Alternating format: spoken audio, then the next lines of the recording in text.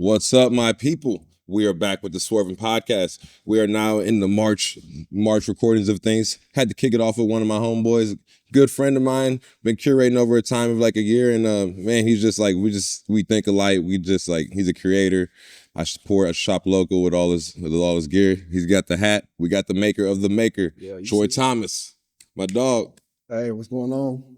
Thanks for coming, man. No, thanks for having me. This is it's crazy because I want to say this is the first time that I've ever been interviewed for anything. Really? Yeah. So outside of some shit for schoolwork or something, but Dang. So yeah, no, this is a dope little experience. No, that's excited. I can see that though. I feel like you be in your own lane though for sure, and Yeah. I feel like with the designer you are, you got to take in life and stuff for what it is, and then have your own experiences. So I feel like you got to be dogged off and do your own thing sometimes. Yeah, no. To where for you're not doing all the interviews. So I respect you for coming on mine. No, and I respect you for having me for sure. So, it's not a lot of people that I would come out of my cage and try to do this for. Like you said, I'm kind of a recluse in a sense, but you the homie, and we, like you said, we share a lot of the same values, same interests and stuff like that. So this is perfect. I appreciate that.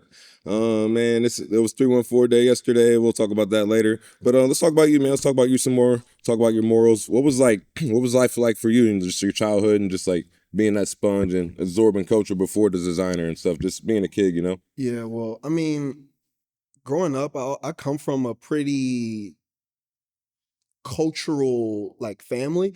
My mom and my parents have both been ingrained in fashion and music culture and just art culture in general since I was a kid. And they might not have necessarily pressed that on me as a kid, but it was just so evident in my lifestyle and me growing up that I just started to kind of get attached to that. And it's funny because my mom currently, she works for Ameren. My dad works for General Motors. So it's not like they are ingrained in doing anything cultural. Like they don't own businesses, they don't, practice art on a day-to-day basis. But it was just something I guess that has just been generationally passed through our family that, like I said, I became attached to, wanting to explore that lane. Like even if you saw my grandparents and stuff like that, they dress to the nines always. They always keep good gear on them. They always are super tapped in with the music and stuff like that. My mom and dad are very current. Like they not like your typical old head that's kind of pushing away the new gen. They try to stay up to date on what's going on in today's current culture. So I think I'm just a culmination of that. And so yeah, I think that as time has passed and me growing up, I've just honed all of that creativity that they have. No, that's what's up. I feel like as you say, like where they work and stuff, Ameren and General Motors, that stuff matters, man. It just keeps you I feel like that's consistency of just the culture of being just a successful black person. Because all black people don't work and don't believe in the job. And that's crazy to think sometimes. And I'm like, bro, I don't know how you don't be clocked in and doing some things. So, I always respect looking back, my dad getting up at 4 a.m. and going to work every day. Like, hey, get yourself on the bus and doing stuff like that. For so, sure. Absolutely. 100%. That's what makes you have the morals that you have, So all those things matter. Yep. Getting that culture, absorbing it, and making who you are today. Like, who's Troy Thomas for people that don't know you now, like maker and all that. I feel like I love when people are out and they're like, I love your shirt and your hat. I'm like, that's my boy. That's my boy Troy. They don't know you. I'm like, be putting them on. So yeah, I mean, if I were to describe myself, I would just really describe myself as someone who appreciates art. I really got into fashion, one, because it was something I guess that was the most easily accessible to me. Again, just tracing back to, how I grew up and how I was raised and, my family being really ingrained in that fashion culture. And it's almost like a way to describe or utilize other artistic practices into fashion. Like you can explore art and history and music and all of that through fabric and stuff. And so I like to try to use the fashion as an opportunity to, do stuff like that. And I was looking at your shirt this morning, your recent one, and I was looking at the words on the back, and I saw how the spaces you made, and it was talking about the journey. I was gonna ask, was that purposely to kind of think about that more, or Yeah, I think Like stuff that was cool. I was thinking about it. I'm like, it's the little things. Yeah, like that's something with me that I think that I pride myself on is really paying attention to the smaller details. And I think that when I receive compliments on the work that it is that I do, it's more so like towards the smaller details that I've included. People are noticing stuff that, they aren't necessarily seeing in others and not necessarily other people's stuff, but just in stuff in general. And that is this kind of stuff that really I'll have an idea and I'm able to execute that idea fairly fast. And it's the small details that really keep me from, releasing something, let's say like tomorrow versus a month from now, because I'm trying to hone in on curating those small details, making sure that it's relatable to me and making sure that when someone is looking at whatever it is that I'm putting out, whether that be a fashion piece, whether that be, you know, an advertisement or whatever, they're able to kind of see the story that it is that I'm trying to paint. No, for sure. And Feel you. Every word, every image that I use, I feel like I have to, like, there has to be an intent behind it. And I'm a student of Marcel Duchamp, one of the greatest artists to ever live. And he was very intentional with his wording. Like, if you ever go back and look at any of his art pieces and stuff like that, the titles that he would use for his art pieces were so abstract in comparison to what it is that was actually being visually shown. And he did that as a purpose for you to interact with the art in a different kind of way. He wanted to bring the viewer into the art as a participant, not necessarily just as a viewer. And so I've always tried to kind of incorporate that into my art practices. I want it to be a two-way street. I don't want you to just buy this piece because it's hard. I want you to buy it because one, it's hard, but it also kind of makes you think a little bit. It makes you reflect on yourself, maybe on a certain period or, anything else. So, those small details matter to me the most, if anything. This is his hat right here. The maker. It's clean. I always get comments on it. And you're a designer that has your hands on a lot within STL within this hat. Like yesterday I saw, I'll be seeing a lot more people with it on and stuff. And that's something to be proud of, man. So what sparked that to just design like within this culture and just, get that going and just like being the start of that, the start of Maker, Yeah. Just all right, let me do this. Well, it kind of all started really when I graduated, because when I graduated, it was literally Juneteenth of 2020. Oh, damn. And so at that point, it was like, okay, I'm graduated. I'm good. I did what I needed to do. Now what? And at that point, the whole world was shut down. So it's like, I couldn't get a job. I could apply for jobs. I got my degree in business administration and marketing with a minor in management.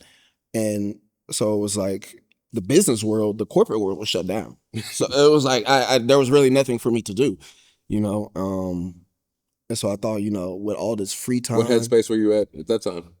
I mean, I was elated to just be done with school, to not have to wake up every morning and be like, damn, I got to do this and this and that. Not that necessarily my school was hard or that I was like dreading going to school, but it was just like the monotony of having to really keep going and stuff like that. And, at the end of college, like you get that senioritis, like, dude, I'm ready to be done with this shit. But like I said, after I graduated, I was elated, but then also like confused about what it is the next steps were. And so I was always into the fashion and stuff. I had even made kind of like little one-off pieces beforehand. I had a brand before Maker called Level Up, which was like way more lax. I was just, putting Level Up on. Was this college shit? College shit, yeah.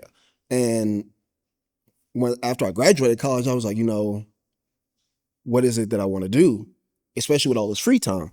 And so I started kind of really tapping in with like trying to build the vision out of what I wanted this to be. And I mean, obviously that's still kind of being built out. There's so much evolution and change that goes through, a brand from the perspective of the human that's, creating a brand. Right. But I knew at that point that I wanted to at least try to explore an avenue of creating clothing.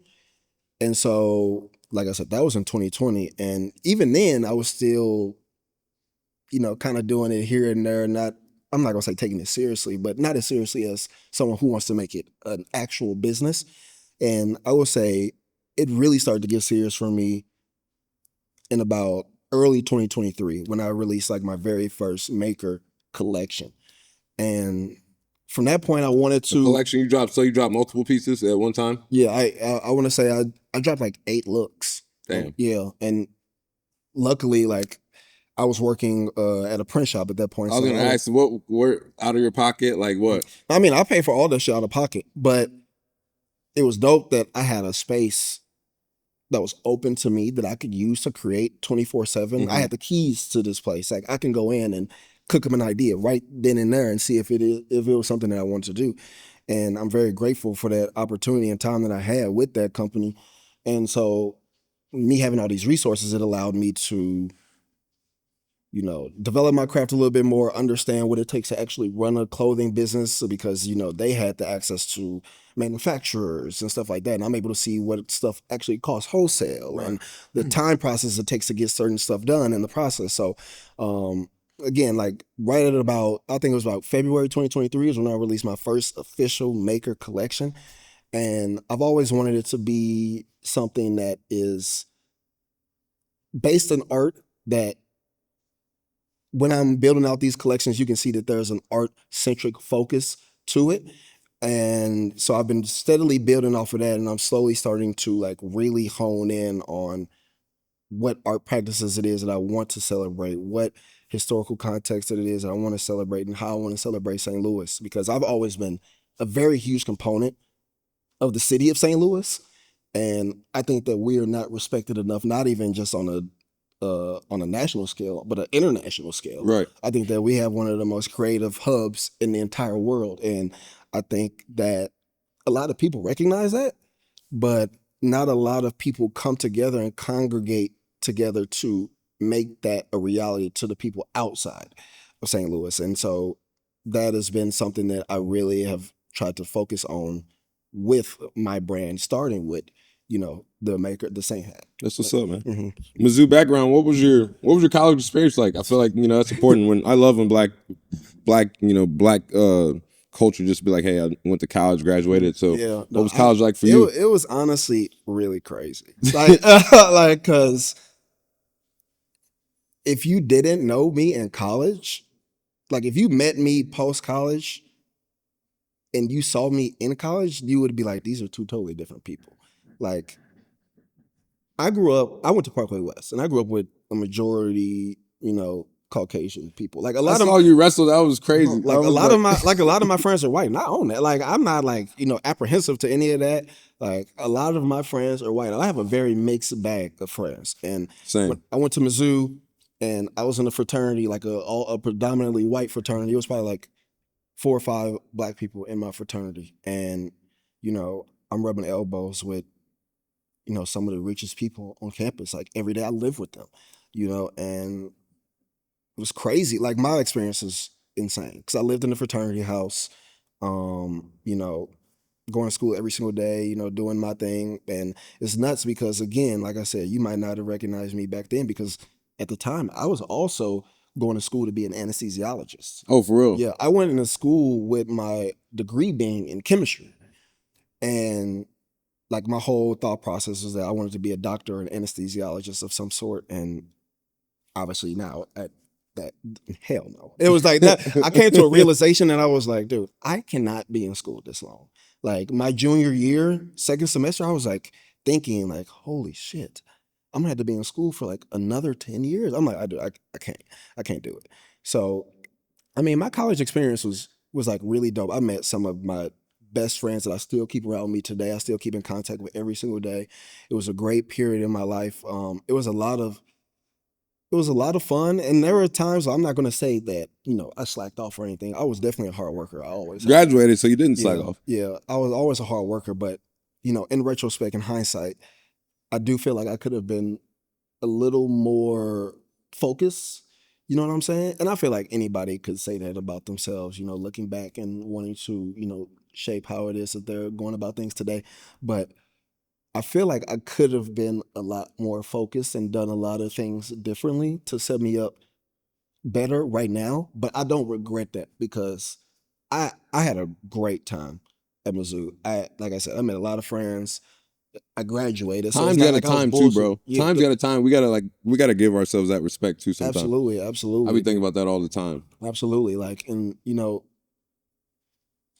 got to have fun with it. You know what I'm saying? Like, you can't just go to school and not embrace being on campus. There's equal Right. parts. There's equal parts school and having fun and integrating with the community that is around you. You know what I'm saying? So, I mean, I was a bartender there for the Oh, that's entirety fire. of my That's college fire. career. So like I met so many people just through that. I was so ingrained in the Mizzou culture. Like I knew a lot of people. I hung out with a lot of different people. I spent a lot of time outside, especially in my earlier years. Like So what was that'd be a good question. That would be a good time to piggyback off that. So what would you carry like the biggest thing you would carry from college with like bartending and all that? Because one thing I always say, I think people should like serve food or do something like within the culture to kind of like experience like a whole wave of people to realize like what you should give out to the earth and all that. So what would you carry from your college experience? what would I carry from it? Just to really understand that again, college is not an experience for doing one or the other. And you can get lost in doing one or the other. And that is, having fun and, getting a college degree. Mm-hmm. I feel like, and a lot of people understand this, especially in the business world, it's not what you know, but who you know.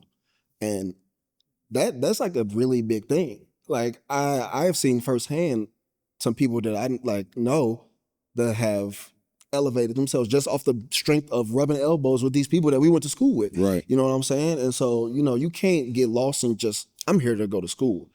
I'm not gonna do anything else. Or I'm here like I'm a Nepo baby. I'm just gonna, do whatever it is that I want to do because I can. You know what I'm saying? You gotta have that equal balance. And also, with school or in life in general, at some point, you're going to have to do the hard work. You might as well do it as early as possible because you have to face it. If you want to get anywhere in life, the hard work has to hit at some point. And so, you got to start that. I mean, really, you should be starting that mindset when you're in high school and stuff like that. But I mean, in high school, you're barely 16. Like you're not even a fully developed adult. So like I get it. But like when you get to college, it's like really time to start locking in and working hard because you don't want to end up being like these people that I always I'm not gonna say I hate seeing it, but like it pains me to see people that are in their late 40s, early 50s, 60s that's like still doing what I would call I guess like entry level stuff because they've kind of push the responsibility away. I mean, I'm seeing people that are my age that, I want better for them, but they, aren't working towards something. Right. They're kind of just, coasting. And, if that is the lifestyle for them, so be it. But I think it's important too though because like I was living like you said I think we got like the same side of friends within like Caucasian people and I was living down in Farmington and like when I was protesting at the time people was like it was like sundown town but like the people that were racist they never had left that town to experience like a college experience or anything that's all they know and I think those things like start at home so it's great to like speak on college and get people to like go and get an experience outside to like really absorb culture and what it is to bring it out and like just take it back and just give it out give it to themselves. I went to Mizzou during the hunger strike. Like the hunger strike was like legitimately right outside of my fraternity, and like I said, I'm in a fraternity with predominantly white people, and I support it. Not like a lot of people in my fraternity like didn't see like what that was all about. They were very confused, and I off the rip knew like I'm going to support them, but I got to bring them food or something like that. Like right. I was at a fraternity where like we had a chef cook for us twice a day, and I was trying to think of ways to go support them, given they on hunger strike. I can't go get them food and stuff like that, but I'm thinking like, how can I go help them and stuff like that? But I'm in a house where it's people that are saying crazy things about what's going on out here. And so it's like,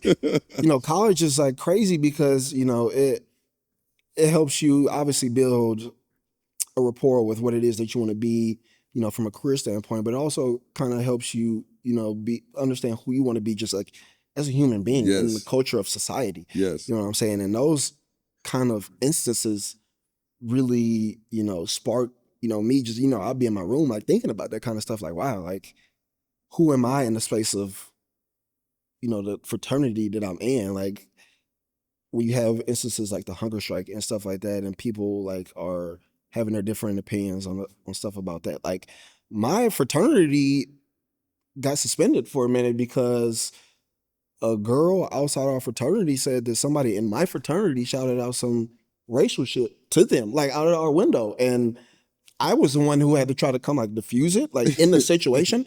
And I got people that, Look at that you are my skin crazy. color that, Yeah. they're calling me Uncle Tom and stuff like Right. that because I'm simply here trying to diffuse the situation, figure out what's going on. And, it's a crazy, dichotomy, I guess, you're thinking like, You gotta I don't live it. like, I understand the gravity of me being a black person, a black man in a fraternity that's predominantly white. But like I've never, dis- disattached myself from who I am. Like I'm a black man Right, at right, the end right. of the day. And I'm gonna stand up for me as a black man and black culture through and through, no matter who my friends are. You know what I'm saying? And so, being in those situations is very complex.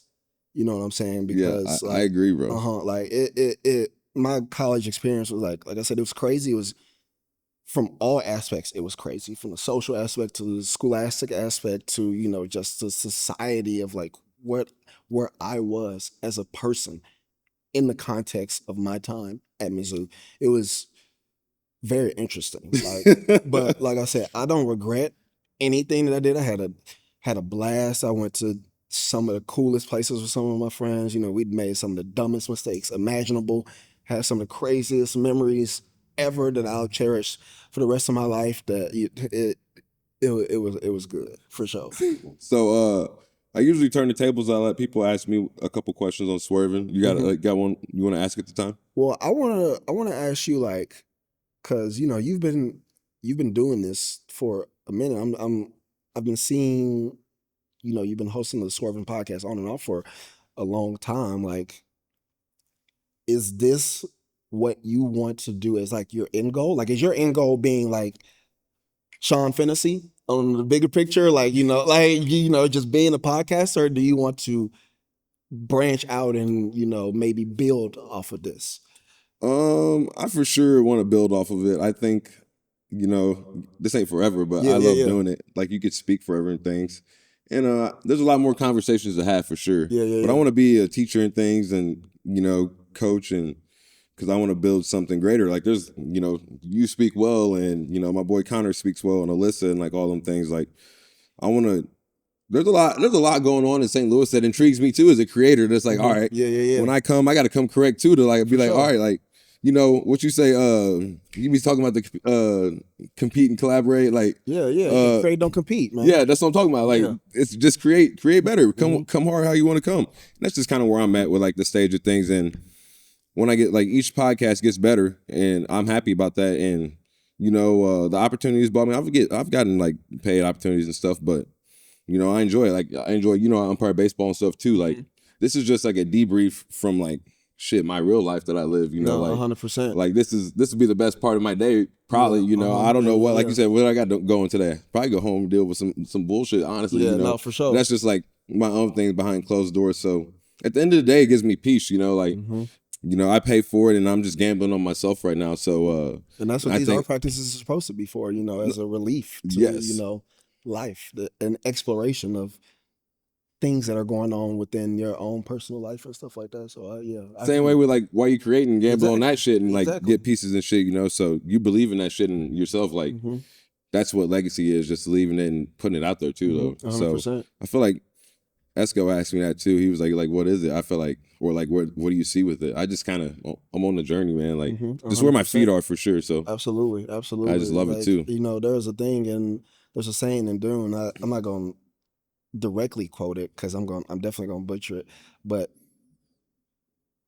Leto Atreides, you learn about him and Dune Messiah and children are doing. He says that to know your future is to be, held back by your future, and I understand what he's saying, like knowing where it is that you're going almost locks you into doing a certain thing. You know what I'm saying? That not necessarily that fear of the unknown, but having an unknown presence and not knowing where things are going to take you, it's a beautiful thing. Right. Because it allows you to do whatever it is that you want. Like, I mean, shit, you can hang this up today. This could be your very last podcast, and you could just be like, you know what?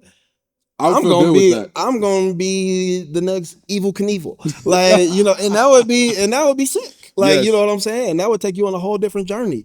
You know what I'm saying? So, like, yeah, I think that's dope. The way that you approaching it and everything with the podcast and the creative art in general, I think that's dope. And like, that's why I love people like you, and like, it's for real a create, don't compete thing, bro. Like, I just want, like, people ask me that all the time, like, what's your favorite conversation that you had? I'm like, I really can't pick one because everyone's so different. Like, that's why I have these conversations. For like, sure. You didn't ask me to come on the podcast, and like, that's how God works too. Like, I saw this hat in the biscuit joint one day. I was like, damn, where'd you get that? Like, and then it was crazy how God, like the first time we met was crazy. We walked out the movies and I'm like, at the Alamo. Yeah, I'm like, damn, that nigga right there. I'm like, that's how God works though. And I feel like I'm just in them places where my feet is supposed to be, and that's why those things happen, So 100%. I'm just very like thankful and blessed for that, and yeah, I just don't question the frequency at all. 100%. But why with it? Yeah, man, the same hat, it's fire. And then I was looking back and like I saw you posting more, and like, you've been out here, bro. You've been out here, so you've got like the same hat in the series. Like, how's it feel to like just be dropping these pieces and getting better each piece? I mean, it's definitely dope because, like, we're just hitting on this journey. You know what I'm saying? I didn't go to school and learn to create fashion. Like, I didn't get a textile and apparel management degree or anything like that. Everything that I've learned about making clothes is just through organic experiences. Me working at a print shop, me spending time on YouTube listening to. Oh, I could do that. That's what I'm saying. Listening to some of my favorite artists speak about their journeys and stuff like that. Same way with you DJing, bro. Like, literally, like, any creative practice that I've ever done, I've just like went on YouTube and tried to figure it out, like, and then just built from there. And I think there's a beauty in that because it allows you to create from and like almost like this visceral experience of like not being told how to create. It just kind of comes to you, like how things should do. If you go to school, there's like right and wrong ways to do certain things. There might be multiple ways, but they might classify as like, you're supposed to be doing it like this, you're supposed to be doing it like that. Whereas if you're picking up a creative practice on your own, you don't know right from wrong. You just doing it. Right. You know what I'm saying? Right. And so, it's been a beautiful thing that I have, I've and it sucks to just be doing it. Exactly. That's why, I kind of partially the reason why I kind of took a step back just for a little bit, took a pause. But dude, yeah, it's the beauty of, being able to wake up and be like, okay, I know I have a lot that I need to learn and work on, just because of where I want to be. And, I get the chance every day to be able to hone that experience and do what it is that I need to do to try to get to that. Luckily for me, I was able to, establish, the Saint hat early, which is something I always, when people come and ask me for advice on like running a brand. First of all, when people come and ask me to run like advice for running a brand, it's crazy because I'm like, I don't even know how to run a brand. You know what I'm saying? I'm learning as I'm going. I've definitely made a shit ton of mistakes. But I always try to tell people, and this is always easier said than done, but I'm like, find your moneymaker. Find something that is low cost. I'm not gonna say low effort, but low cost, low effort that you can just replicate 1,000 times over, and that you can make good money off of. Because especially when you're in your early stages of being a creative, you're gonna need something that is going to fund your other creative, practices or other pieces that ain't free. That that's what I'm saying. Like, that'll be able to fund your other pieces that maybe are a little more experimental, exploratory, or whatever. While you're trying to find, the niche or your voice that you want to actually portray within, your brand. Like, I always tell people, I use this experience or use this example. I'm like, Louis Vuitton, they obviously show fashion and stuff every single week. They're one of the bigger brands in the world. Right. But like, and I'm saying this percentage loosely because, it varies and changes everywhere. But I think around 70% of their expenses or their revenue comes from bags. Like, if the bag's not selling, then they can't do anything. You know what I'm saying? Like, the bags. People really don't wear the clothes. Like, you don't see the clothes as much as the bags. The bags allow them to do the things that they can do. You know what I'm saying? So it's important to have something that, like my Saint hat, I know if I make a new one and, keep replicating it, that's going to be able to fund me for a long time. Now, now you're playing the game of oversaturating yourself or like getting lost and just doing that. But it is very important to have something like that. And again, like I said, it's easier said than done. I'm not gonna say I lucked out on the Saint hat because it was something that I was very intentional with making. But you don't know what that is until you make it. You know what I'm saying? I never assumed that a lot of people were just gonna be buying these Saint hats over and over and over and over and over. But I knew that it was an idea that I could create for a very low cost, that I have like 50 colorways in my Adobe Illustrator right now. They're like, if I wanted to create a hat right now, I could just point at one and be like, okay, let's drop that one right now. And I know that, I've got a base not even just around my brand, but just around that hat idea that if I drop another one, I can sell 50 of them this weekend. If I drop a new one, just off the rip, you know what I'm saying? So dude, yeah. Just tracing back to the original question, it's been good to just be in a space to where I can create and get better, not have to worry about, where this is all taking me, where this is all going, and just using it as an opportunity to get better. Like I said, hone in on my niche, hone in on the stories it is that I'm really trying to tell with the brand and stuff like that. And, to just keep growing and see where that takes me, at the end of the day. What's the creating process like for you, like at the moment right now? Like, you just kind of living and find a spark creating within the moment, or like what? So like, as you know, I took a little small break. I had to take a step back because I was facing a dilemma where, going back to what I was saying, I've made a lot of mistakes, like as a brand owner. And I own that. I don't have anyone in my immediate family or friends that like really own a business and can like tell me how it is to run a business. So everything that I've learned about running a business, from managing expenses to, managing shipping, overhead, all that kind of stuff, I learned on my own. And I found, through some of, I was making some, I'm not gonna say bad financial decisions, because I've never been in a hole where I'm like, oh my God, like, I don't know how I'm gonna eat or pay these bills ever. But like, right.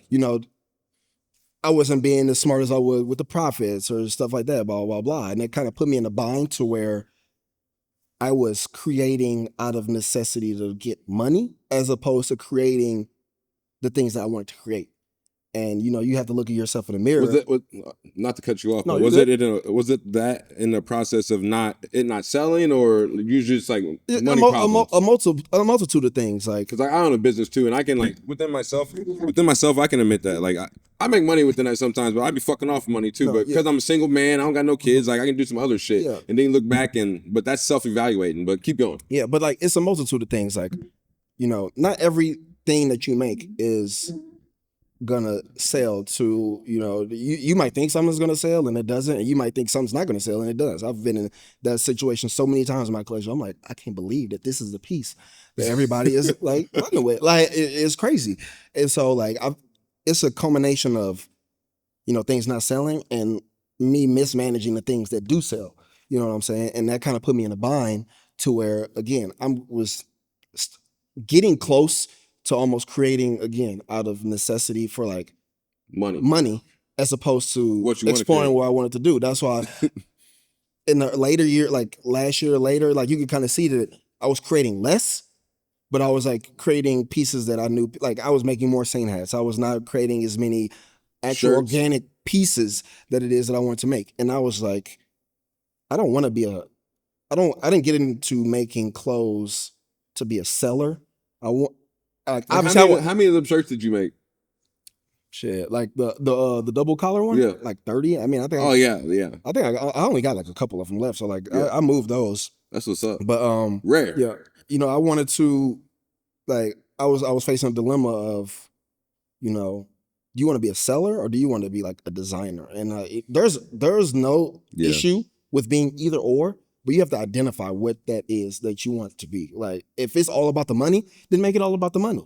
If you want to genuinely create this brand and explore the story ideas that it is that you want to explore, then you're gonna have to manage and figure out how you're gonna make that work. You know what I'm saying? And so that's why I was like, I want to take a step back,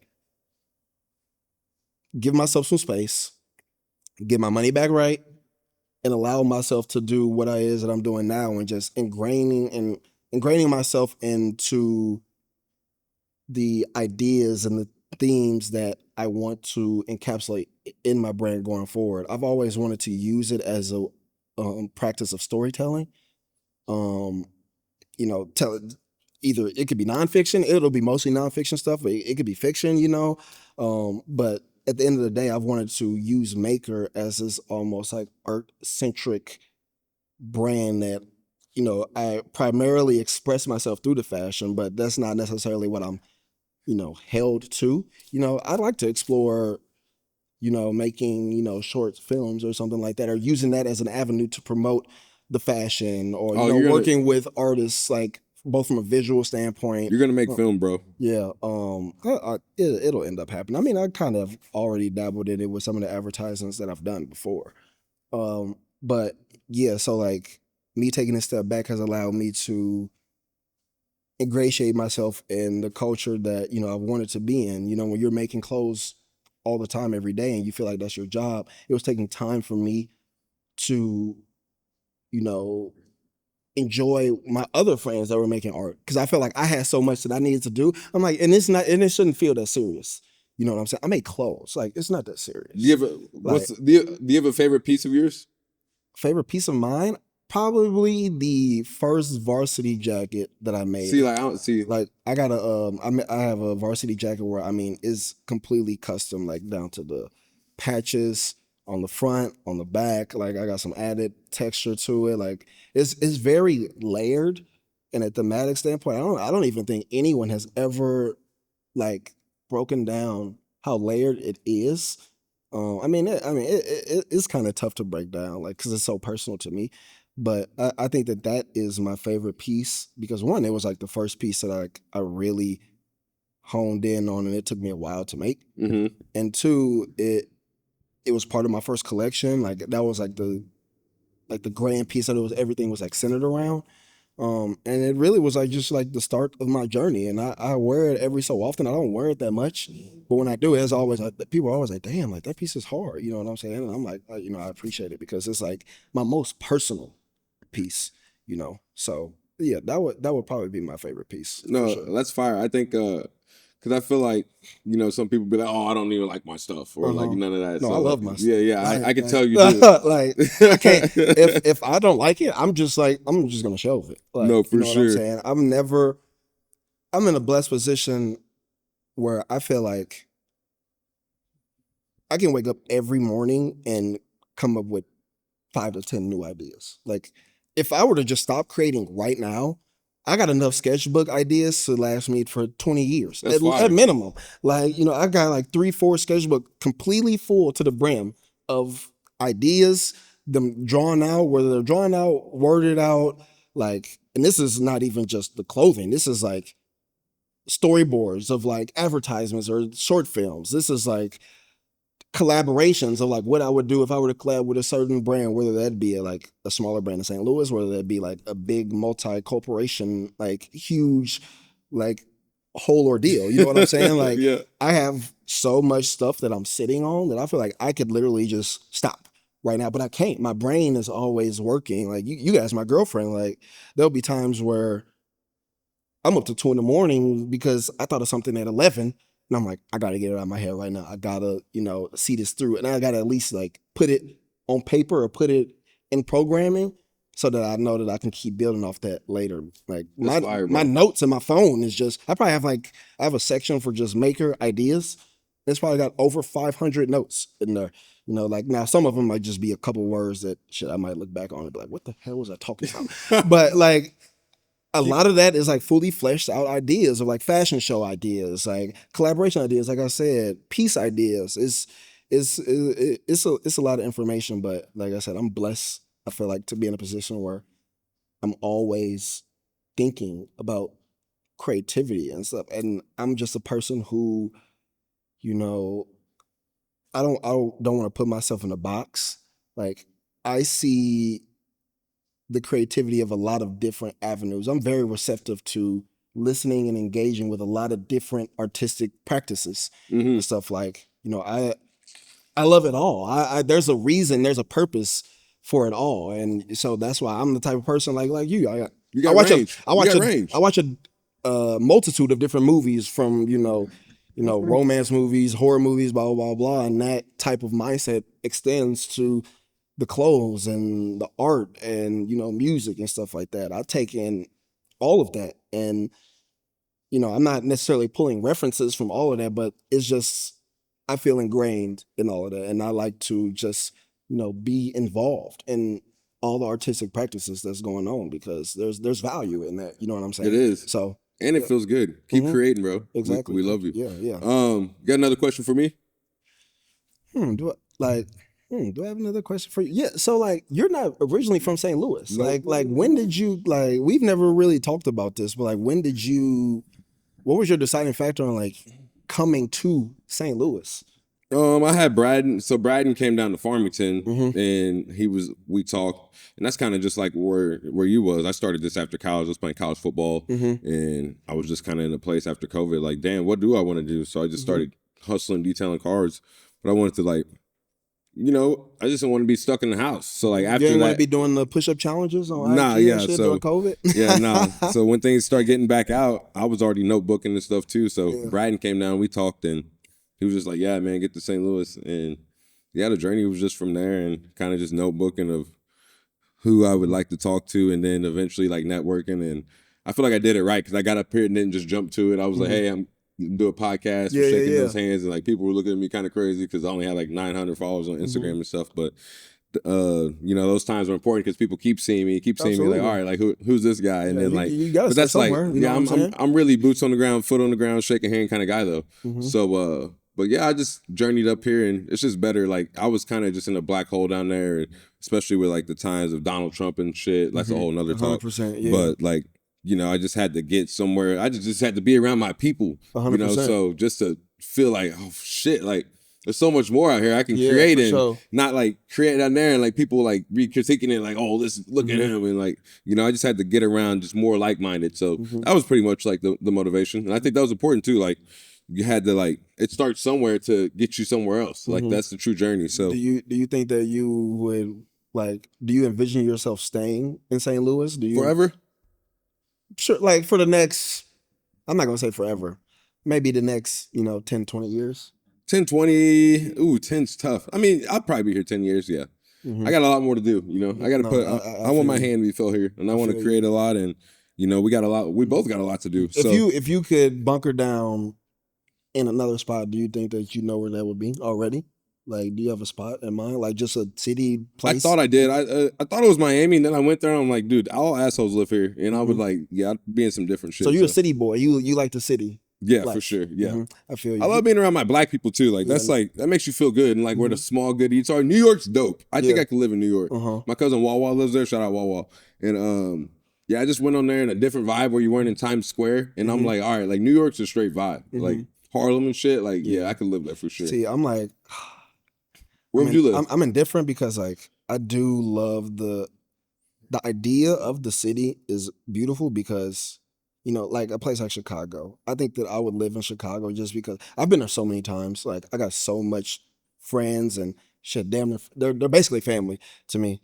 That I go there and I'm like, damn, like I can just hop on the train, get off the train, and I can just go somewhere. Like it's so many places to go. Like it's so much culture ingrained in that. But at the same time, like I feel like I'm a nature boy at heart. Like, I would love to, like, let's say I get to a point where maker is my full-time job. I know that I'm making shit 70, 80 grand from it a year, like, without trying, basically. I would love to just like get a homestead in Wyoming and just. I haven't been there yet, or I haven't been to Colorado yet either. I think Wyoming is. I've been to a good amount of places in the United States. I think that is by far the coolest place I've ever been in my life. But Like, I was there for a week, and it was like literally life changing. Like, I was just like, this is the most beautiful place I've ever seen. Like, I went to Yellowstone. that's fire. Dude. I went to damn, I can't even think of the other part that I went to. God, my brain is fried right now. But dude, I was the Grand Tetons, duh. And I was in Jackson Hole, Wyoming, like, and obviously that culture is like super whitewashed, but like, I didn't feel that. Like, they were so, like, I mean, given that maybe this is because Jackson Hole is like the most touristy part of Wyoming, but everyone was so welcoming and like, But you're low key like country mountainy boy. To an extent. I mean, I grew up in St. Louis. But you could be like out on your cell phone like a mountain and be cool. Oh yeah. Yeah, same. I could like, too. Dude, it was just like, I don't know, it just made me appreciate life Yes. more. Like, being out there in that space, like, even the air quality is just different. Like, everything in Wyoming is just like elite. Like, it was just like, holy shit. Like, and I stayed in an Airbnb where our next door neighbor was like, I'm not even exaggerating, probably like a mile and a half away. Like, damn. Like, it was just like, you go outside and look around and like the next door neighbor is like a dot in your view. You're like, this is it. Like, this is fire. But it was like nice because I could just like go out on the porch, make myself a coffee.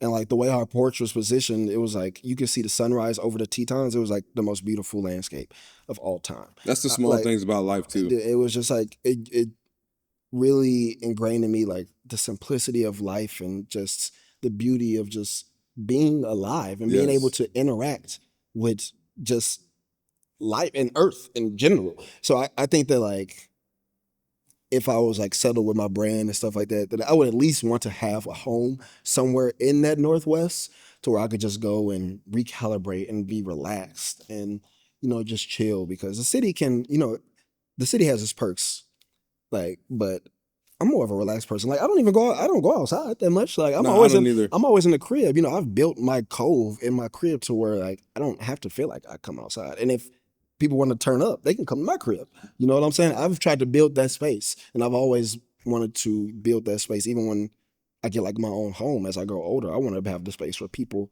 feel like they can come to, like, oh, we gonna go to Troy House and watch the game and kick it. I want to have that space for my kids, where my kids feel like they can invite their friends over to our crib.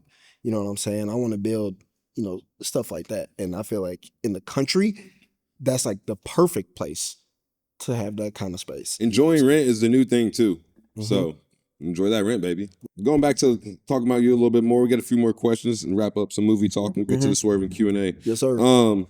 What's the importance of creating it, like, to you and just building it within the community right here? We're kind of talking about your piece earlier, but what's the importance of just creating and putting within St. Louis, Well, like, just like I said, like, I love this city, and I think that it's one of the most important cultural hubs in the world. Like, and no one can tell me otherwise. Mm-hmm. Like, I look at, some of the cultural people that have come from here, and obviously, you have your Nellies and your Metro Boomins of the world and stuff like that.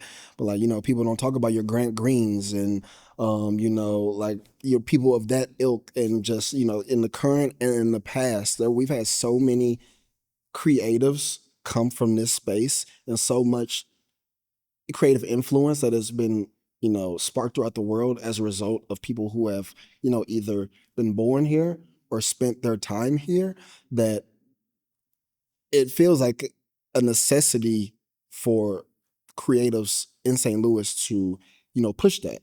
And, I'm only one man, but, there's always a thought in my mind of how it is that I can, help propel that thought process of, getting eyes on an international scale on the St. Louis. Like, it's at one point in the world, we were one of the biggest cities in the world. I mean, 1904 doesn't seem like that long ago, but like Then the Rams leave. Then the Rams leave and shit like that. You know what I'm saying? And then people are always griping about the big artists that you know gain their fame and then kind of just go towards other spaces like their LAs and your Chicago's and stuff like that. And I mean you can harp on them for that. I mean, but I try not to, because there's reasonings for that. I mean, No, there is. There's infrastructure that is built in those spots that isn't built here, and I get that.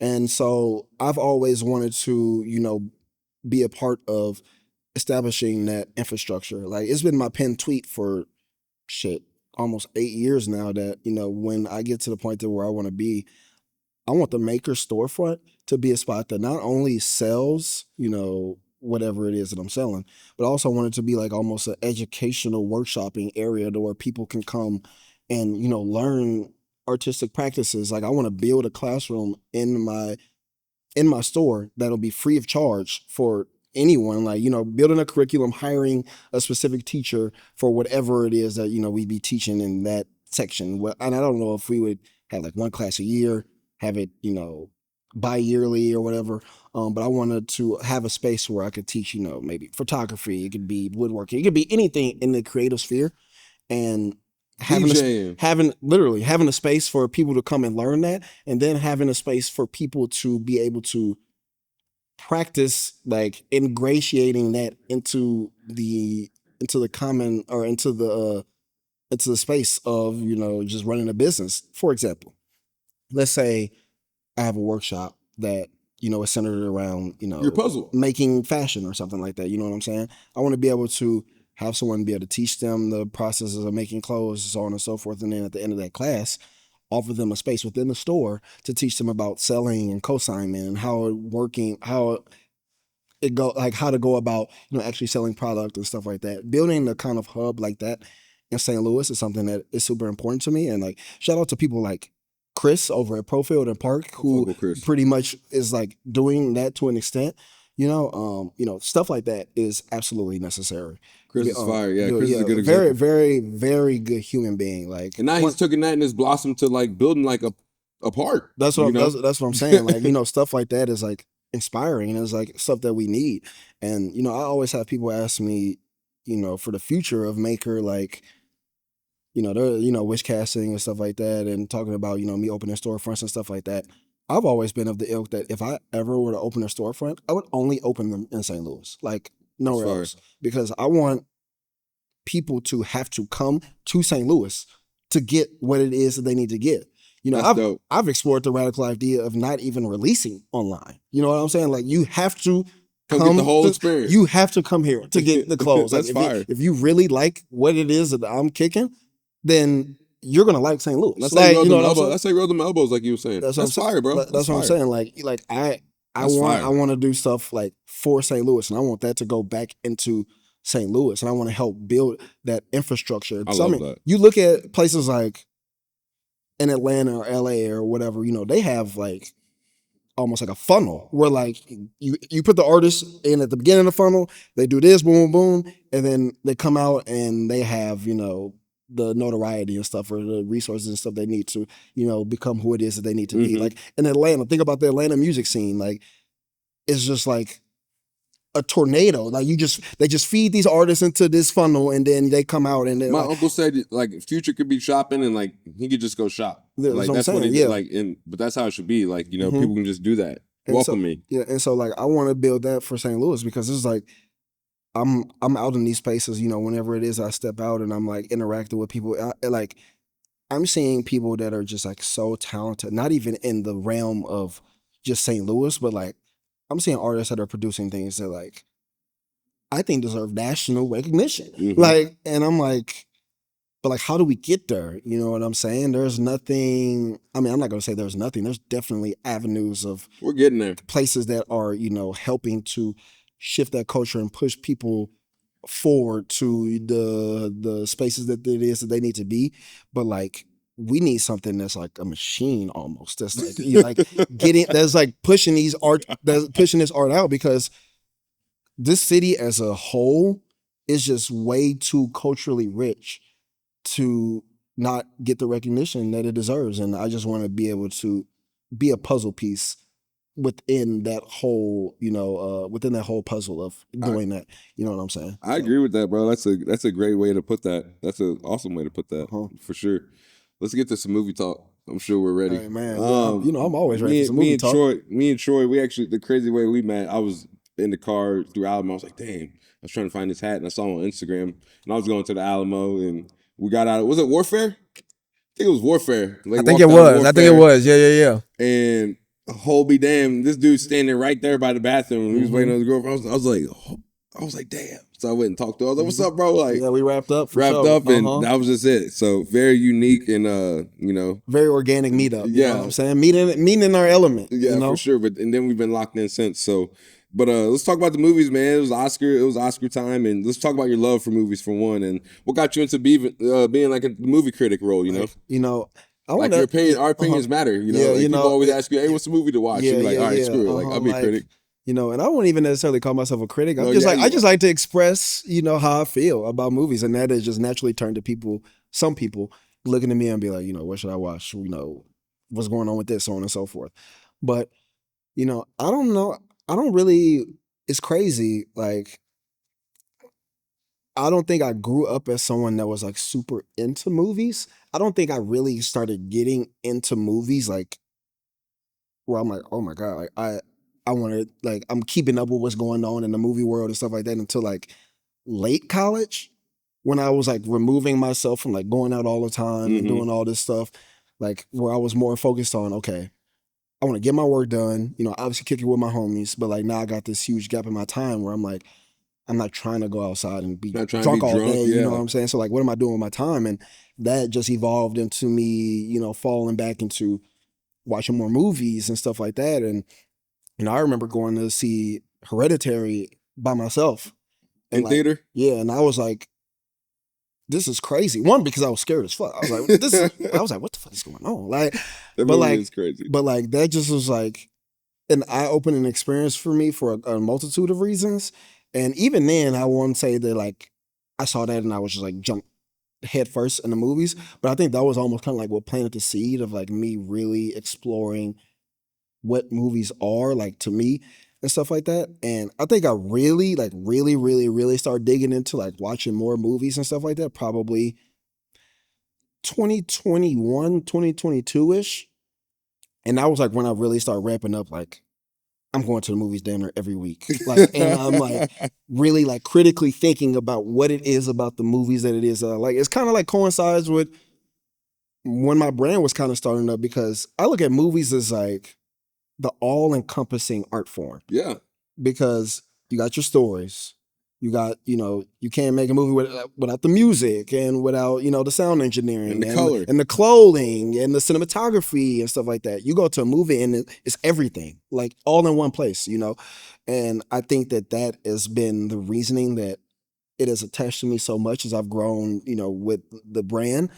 Because there's so much old movies that are great that like you go back and appreciate. You're like, damn, like, you get real inspiration from. Yeah, you know what I'm saying? Absolutely. And I tried to find ways to like, reference that and, the clothing and, just even through the artistic practices, when I'm thinking about the cinematography of like an advertisement I'm doing or a shot. So like how I'm like putting together like flyers and stuff like that. I'm thinking about movie posters. I'm thinking about specific shots that I've seen in movies that I really like that like really stuck with me and stuff like that. And especially in the time now of AI too, like those things, natural things matter. Staying in like the true creation of just like a poster or just like a quick marketing, like I definitely feel that. Yeah, for sure. 100%. My girlfriend thinks I'm crazy because like sometimes I'll be watching a movie at the crib and I'll pause. I'm like, do you see this composition of this shot? And she'll be like, what are you talking about? Like, I'm like, this is amazing. Like, I'll get up and be like, oh my God, like this guy is absolutely cooking with gas. And she'll be like, yeah, whatever, press play. And so like, dude, it's like, dude, movies are just like, I feel like I'm still, my love for movies is still growing. Like, it's amazing. Like, you know what I'm saying? It's wild how much movies have an effect like on me as a person. And you start to see how much, like when I started watching more older movies, for an example, you start to see how much influence some of my favorite directors from now have taken from them. and how it's all intertwined and stuff like that. Like Everything's inspired for sure. it's really crazy. So like, I really appreciate the thought process and the actual inner workings that it takes to create something of that scale. I think that that's something that I really attach to, not even just in movies, but creative artwork in general. Like, I'm not even necessarily thinking about the art, but like what it took to get to this point. Like when I'm looking at a finished product on the art museum or something, or I'm thinking about a specific arrangement in a song, or like how a movie has played out. I'm thinking about like, wow, like how did they do this? Like this is crazy. Like, and so it's just I've gotten a greater appreciation through movies of just the whole process of creating. I want to start the movie pod with you when you quit. When you're a busy man, so I'll give Uh-huh. you I'll give you a pass. But Mhm. when you want to, I want to start like something like Hey, yeah, when we I'm just all ears, bro. we kind of just break down something. Hey, you pick this, I pick this, and we just come in and Hmm. dissect it. I think the people need that too. Like Hmm. it's just fire. Like the appreciation of movies, and when we do create and bring our own Hmm. picture, it'll be fire. Yeah. We're gonna fill a theater one day, Hmm. bro. I And feel it's that. like I don't even, it's like I've, Wick can't shooting it. hey, we can run a 3-man weave and get that shit cooking. You know what I'm saying? I swear. But it's crazy, especially when you're talking about movies, because going back to like how I got into making clothes. Like I didn't go to school for film, so like I'm not gonna say I feel weird talking about film and like using these big complex words and stuff like that, because like I don't have any like necessarily film experience or whatever. But like It's a feeling.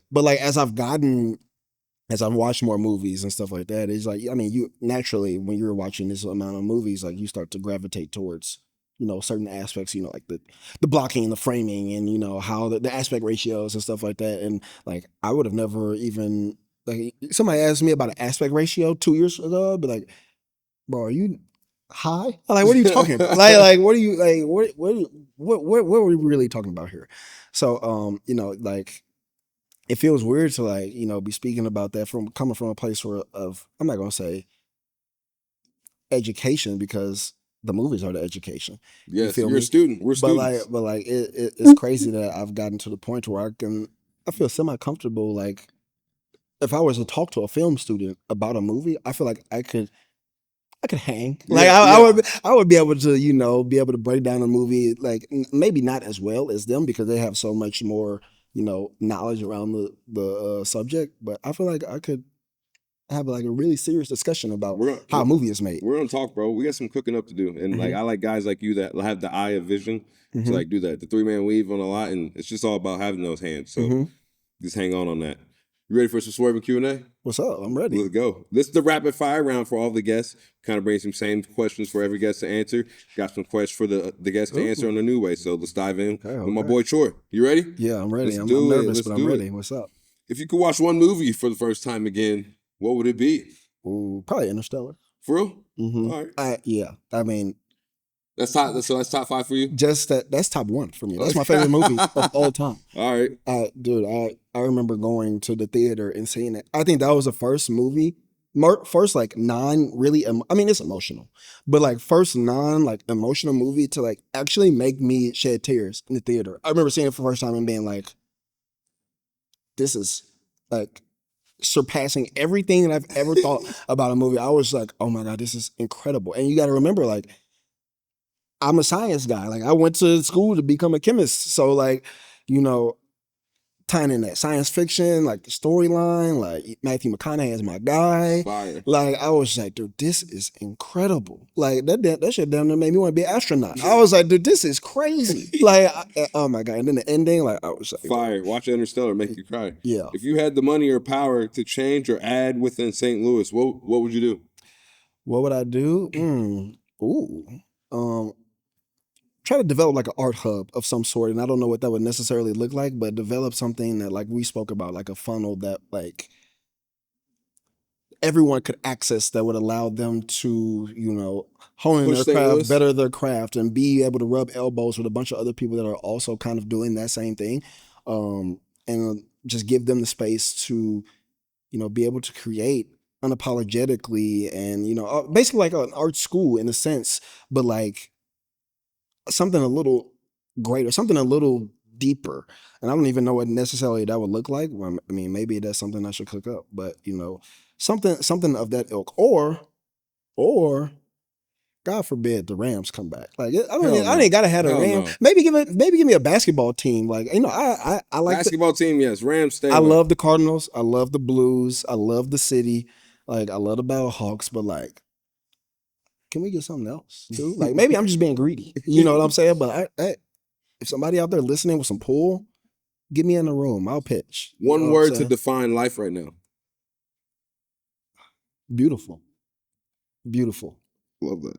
What's your favorite season and like time of the year and why? You're a fashion guy and winter for sure. I love being cold. Like I feel like it can never be too cold. I'm like Mr. Freeze. I thrive in the cold. So and obviously you can get your fits off in the winter. But listen, I'm also the type of person like people have shunned me for this, but I'll wear a hoodie in the summer. Like I'll be in a jacket in the summer. They're like, bro, it's 90 degrees outside. I'm like, what that mean? I always tell people that if you're fly enough, God will protect you from the elements. If your fit is fire enough, you won't sweat in the summer. But if you got some bullshit on, he gonna let you know, and you're gonna be sweating. Like that's the thing. Like so I'm saying like I love the winter though because I just again I just love being cold, but I hate the snow. So it's a dilemma. Would you rather have $1 million every year for 10 years or $10 million in one setting, and why? Just give me the 10 million now. Like if you'd asked me this 5 years ago, when I was a little less like savvy with money, I would just say, give me the million so it allowed me to, not get, overboard with it. Because 5 years ago, you give me $10 million, I might have fucked that off in the first 3 months. But like now I feel like if you gave me $10 million right now, I would know exactly what to do with it and how to, navigate it to where like. Would you double it? I would triple it for sure. Like I feel like you got to with 10. If you're not doubling or tripling it, then I like a lot of people with no money always say that this amount of money ain't a lot, but like you can't live off of $1 million or whatever. You don't even know what $1 million looks like. But like $10 million, I would never have to work again. Oh yeah, because I know how to manage it. You know what I'm saying? Like again, like I've developed enough to know how to navigate having that much money. Now, given I've never had that much money, but I think that I would be able to know what to do with that. Who would you like to see on SWERVINN Podcast? Who would I like to see? Have you thought about interviewing Chris from Phil? Oh yeah. I think that would Chris has been on the list for a long time. I would think that would be a really good one. Is there anyone else that I could think of? Nicky Slices, the boy, Nick for sure. Because like Nicky's got a good story. His whole story is so sick. Like, and I shout out to Nick, man. Fire people. Just an absolutely amazing individual. Like not only just with the story, but just the guy in himself.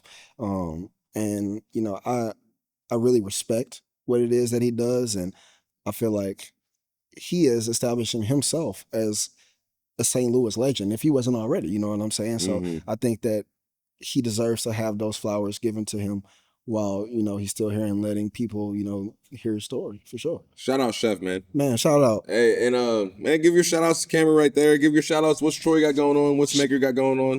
2026. Man, 2026, I'm just in the back cooking up, like I said, observing, getting involved with a bunch of things that are going to feed my creativity going forward, really honing in on what that next step for Maker looks like. So when I pop out again, it's going to be something like otherworldly that like you either going to like it or you're not. And if you don't like it, that's okay because it's a bunch of other brands and a bunch of other things that, people are able to tap into. But I'm building something that is for me. And if you like that, like I said, for sure, keep messing with me. And if you don't, then oh well.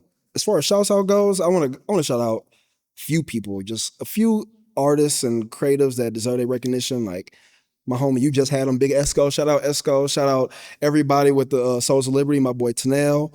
I really want to give a shout out to, like I said, Chris from Profield Park. You're doing such a wonderful job and, creating that atmosphere for people to continue to learn and create. I want to shout out Miss 88, one of the greatest artists in St. Louis for sure. The whole $5 Cam collection with Malik and Ryan. I think I want those to are meet. I my want to meet $5 Cam. I think those are my favorite creatives, like in St. Louis. Like I'm a fan of them, like a legitimate fan. They everything that they've made or been a part of, I'm a fan of, and I try to remind them of that every time I see them. Like that is a group of people who I say like on a national recognition scale, like they deserve that I because want to meet them. I really enjoy the work that it is that they do. I want to give a shout out to big homie Volume. Shout out Volume Speaks, one of the greatest women musicians in St. Louis. Like if you need anything music wise, tap in with her. She is great with the beats. Like she is just such a great multifaceted artist in St. Louis. Shout out to Sir Eddie C, holding down the STL always, holding down New St. Louis. God, who else do I want to shout out? There's so many. Shout out to my boy Joao Span, Vintage Vibes, man. Yes. Another great musician in St. Louis. God, I really don't want to forget anybody, but man, it's so many creatives. St. Louis that, there's so many. It's beautiful, man. The time is now. It's really beautiful, and so like shout out you, man. Shout out Maker. Man, thanks for pulling up. Shout out me, hey, for sure. Oh, man, thanks for having me. You know what I'm saying? Like this is what we do. It's first time, but it definitely won't be the last. No, sure. Definitely not. We'll have him back. Got some other things cooking up. Just can't announce yet. But hey, man, this is a Swervin. We're very much back, but we're out. Yes, sir.